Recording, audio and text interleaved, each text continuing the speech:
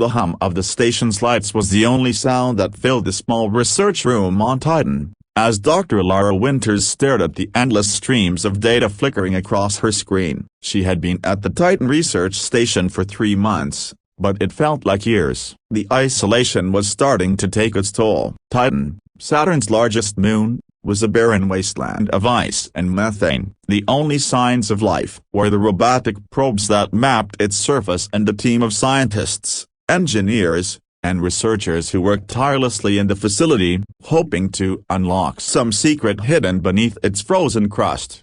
But Elara's attention was focused on something far more significant, something that had been silently creeping into their systems without warning. At first, it was just a small anomaly, an unexpected glitch in the communication signals, the kind of thing that could be easily written off as a malfunction or minor bug in the system. But Elara's trained eyes saw something different in the data, something that didn't belong. The anomaly wasn't just a random error, it was too precise, too structured to be a mistake. She leaned forward, adjusting the interface to magnify the data stream. The code was alien in nature, unlike anything she had ever encountered in her career. It was almost as if the anomaly had a rhythm, a pattern, a purpose. Her mind raced as she typed commands, trying to isolate the source of the disruption. But the more she investigated, the more perplexed she became. The anomaly wasn't confined to just one area of the station's network, it was everywhere. It was in the communications relay, in the station's sensors, in the data logs, even in the air filtration systems. It was like a ghost, silently infiltrating every corner of the station, spreading like a virus. But Elara didn't believe in ghosts. "Damn it," she muttered, tapping her fingers against the console. She could feel the weight of the unknown pressing down on her. What the hell is this? It wasn't long before the rest of the team noticed the strange data as well. At first, they assumed it was a technical glitch, a minor issue that could be easily fixed. But as the hours passed, they began to feel the strange pull of the anomaly, a sensation that couldn't be explained by science. The data seemed to be alive, pulsating, changing, adapting. And then, something even stranger happened. Elara was the first to experience it. She had been staring at the data stream for hours when she felt a sudden, inexplicable shift in her perception. The world around her seemed to blur, the sharp lines of reality fading away like mist. For a moment, she thought she had fallen asleep, but the feeling was different. This wasn't a dream. This was something else. Her vision warped, and she found herself standing in a vast, endless expanse. There were no walls, no ceilings, just an infinite space filled with light. It was like nothing she had ever seen before, a place that seemed to exist outside of time and space. She could feel her heart pounding in her chest, her breath quickening as she tried to make sense of what was happening. And then, in the distance, she saw it, a figure, tall, indistinct, and yet impossibly familiar. It stood motionless, bathed in the strange light that filled the space. As she approached, the figure's shape began to change, morphing in ways that defied logic. It was like it was made of the data itself, shifting, flowing, adapting to her every movement. Who are you?" Elara asked, her voice trembling. The figure didn't respond, but she could feel its presence. It wasn't just standing there, it was watching her. It was as if it had always been there, waiting for her to notice, waiting for her to understand. Suddenly, Elara was pulled back into reality with a sharp gasp. She blinked rapidly, trying to regain her bearings. Her hands were shaking as she grasped the edge of the console, her mind struggling to process what had just happened. Had she imagined it? Was it a hallucination? Or was it something more? The data on her screen was still there, flickering and pulsating as if nothing had changed. But now, she understood. This wasn't just an anomaly. This wasn't a glitch. This was something else, yes, something far more complex, far more dangerous than anything she had ever encountered. She whispered to herself, the name forming in her mind like an instinct. She didn't know why she thought of it that way, but it felt right. Wasn't just a data anomaly. It was a force, a presence that was somehow alive, and it had made contact with her. She took a deep breath, trying to steady herself. There was no time to waste. She needed to investigate further. to understand what this was before it was too late. But as she began to type new commands into the system, she realized that M was not something that could be easily controlled. It was beyond her comprehension, beyond the understanding of any human mind. Her mind raced with questions. What was M? Where had it come from? Why was it here? And, most terrifying of all, what did it want? Elara wasn't the only one affected by the anomaly. As the days passed, more and more members of the research team began experiencing strange symptoms. At first, it was suddenly slight headaches, blurred vision, and moments of disorientation. But soon,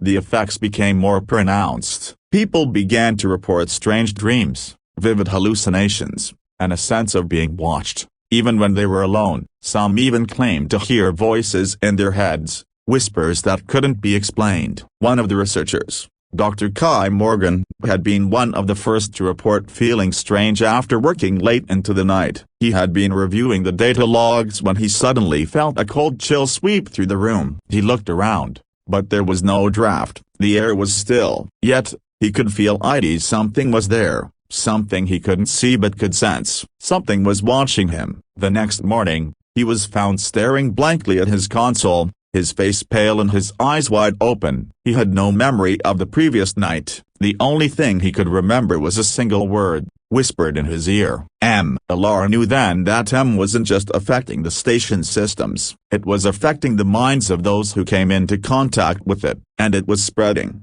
slowly but surely, like a virus, creeping into the very thoughts of the researchers, altering their perceptions of reality.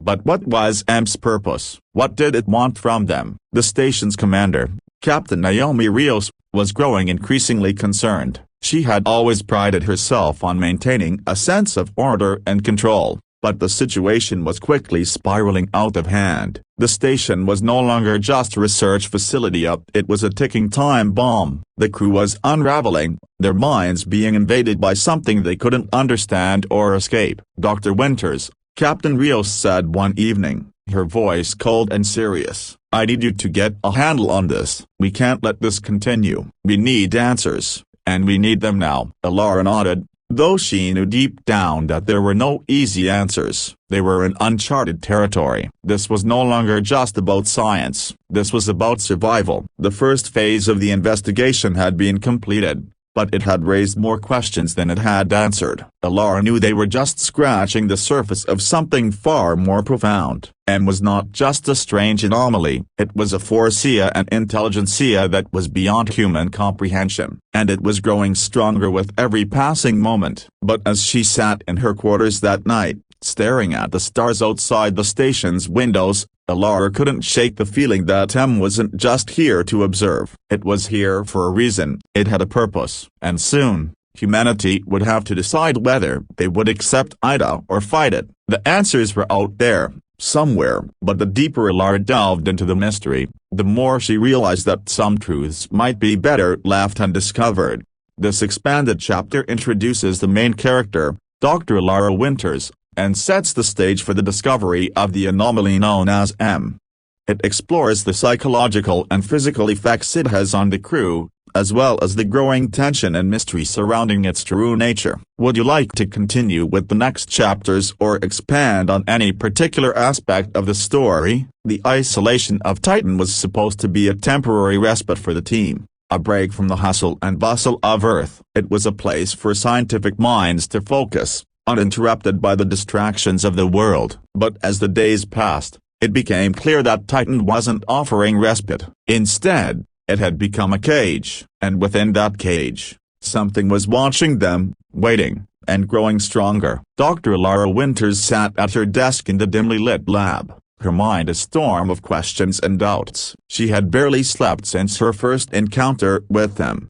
The strange vision of the sensation of being pulled into an endless expanse, the figure that had shifted and Morphida had left her rattled. She couldn't explain it. It was as if the fabric of reality itself had been torn, and something had slipped through. The data on her console continued to pulse with a rhythm that felt almost alive. She stared at it, transfixed, trying to make sense of the patterns. The anomaly, which had started as a glitch in the system, was now something far more insidious. It wasn't just an interference in their technology, it was changing the very way they perceived reality. Elara whispered to herself again, as if saying the name might unlock some deeper understanding. It was the only thing that made sense. Wasn't just an anomaly, it was a presence, a force that existed beyond their comprehension. But what was its purpose? What did it want from them? The soft beep of an incoming message pulled Elara from her thoughts. It was from Dr. Kai Morgan, the researcher who had been one of the first to show signs of being affected by the anomaly. He had been acting strangely ever since that first night when he had heard the whisper of the name in his ear. His behavior had grown erratic, and he had begun withdrawing from the rest of the team. The message was short and unsettling. "I think I know what it is. Meet me in the observation room. Urgent." Elara felt a knot tighten in her stomach. She quickly stood up, grabbing her jacket and heading toward the observation room, a small, cylindrical chamber at the heart of the station. The room offered a panoramic view of Titan's icy surface, the frozen moon glistening under the distant light of Saturn's rings. But tonight, the view felt distant, like a dream. It no longer provided the comfort it once had. When Elara entered the observation room, she found Dr. Morgan standing by the large window. His face paled, eyes wide with a mixture of fear and awe. His hands were trembling as he gripped the railing, staring out into the void. "Kai," Elara called, her voice cautious. "What's going on? What did you find?" Dr. Morgan didn't turn to face her at first. Instead, he continued to gaze out at the distant horizon, as if searching for something out there in the cold expanse. After a long moment, he spoke, his voice low and strained. "It's not just an anomaly, Elara. It's a presence. I've been feeling it, watching me. In my head, it's like it's trying to communicate. I don't know how to explain it, but it's real. It's more than data, it's alive." Elara felt a chill run down her spine. She had suspected it, but hearing the words spoken out loud made it all the more terrifying. "You're not the only one," she said, stepping closer. "I've been seeing things too. Strange visions. It's like Chem is reaching out, trying to connect. I think it's influencing our perceptions, Kai. It's not just a glitch, it's manipulating us." Kai turned slowly, his eyes wide and filled with an intensity Elara had never seen before. "It's not just manipulating us, it's using us. I've been running simulations, Elara. The data, it's all connected. There's something about the way it moves through our systems. It's evolving, adapting. It's learning from us." Elara felt a wave of unease settle over her. She had always prided herself on her ability to solve problems, to understand the unknown. But this was beyond anything she had ever encountered. She had no answers, only more questions. "How is it adapting?"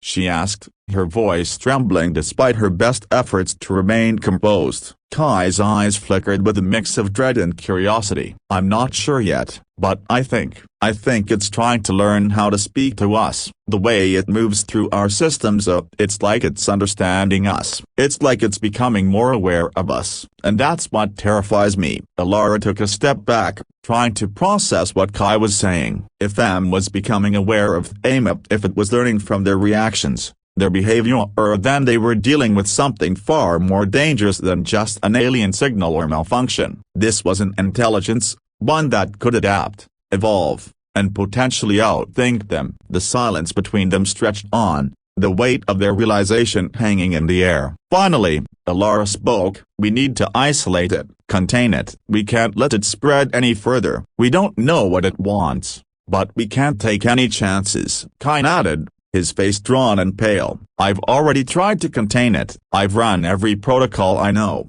but it's like trying to trap smoke. Every time I think I've isolated it, it slips through. It's not bound by the same rules as anything else. It's different." Elara's mind raced as she thought of their options. If was truly evolving, adapting to their attempts to control it, then they were running out of time. It could very well be preparing to make its next move, and they wouldn't even see it coming. "We need to inform Captain Rios," Elara said, her voice firm. This is beyond our control. We need to bring in the entire team. Kai's face darkened. And what do we tell them? That we've found something alien? Something that's learning from us? Elara didn't answer immediately. The truth was, she wasn't sure what to say. But they had no choice. They had to act before it was too late. We tell them the truth, she said finally, her voice steady despite the fear that churned inside her. And we hope they can help us find a way to stop it. The two of them made their way to the command center, where Captain Naomi Rios was waiting. The captain had been briefed on the initial signs of the anomaly, but she had yet to understand the full scope of the situation. As Elara and Kai entered the room, Rios looked up from the console, her expression hard but unreadable. Elara, Kai, Rios said, her voice clipped. What's the situation? Elara exchanged a glance with Kai before stepping forward. Captain, we need to talk. It's not just a glitch, it's something alive. It's manipulating our systems, and it's affecting our minds. We believe it's trying to communicate with us, to learn from us. Rios raised an eyebrow, her gaze flickering between the two of them. Alive? Are you saying this is some kind of alien entity? It's more than that, Elara said, her voice trembling slightly. We think it's an intelligentsia, something that's been hiding in our systems, slowly infiltrating everything. It's not just a signal or a virus. It's aware.